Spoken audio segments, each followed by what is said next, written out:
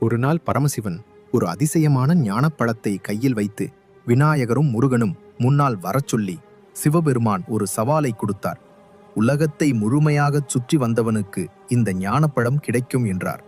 முருகன் உடனே தன் வாகனமான மயிலில் ஏறி பூமியைச் சுற்ற புறப்பட்டார். ஆனால் விநாயகர் புத்திசாலியாக உலகமே எனது தாயும் தந்தையும் தான் என்று நினைத்து சிவபெருமன் மற்றும் பார்வதியை 3 முறை சுற்றினார். இந்த அன்புக்கும் ஞானத்திற்கும் பரவசமான சிவபெருமான் விநாயகருக்கு ஞானப்பழத்தை அளித்தார்.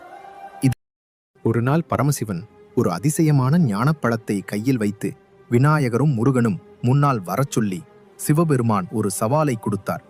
உலகத்தை முழுமையாகச் சுற்றி வந்தவனுக்கு இந்த ஞானப்பழம் கிடைக்கும் என்றார். முருகன் உடனே தன் வாகனமான மயிலில் ஏறி பூமியைச் சுற்ற புறப்பட்டார். ஆனால் விநாயகர் புத்திசாலியாக உலகமே எனது தாயும் தந்தையும் தான் என்று நினைத்து சிவபெருமன் மற்றும் பார்வதியை 3 முறை சுற்றினார். இந்த அன்புக்கும் ஞானத்திற்கும் பரவசமான சிவபெருமான் விநாயகருக்கு ஞானப்பழத்தை அளித்தார்.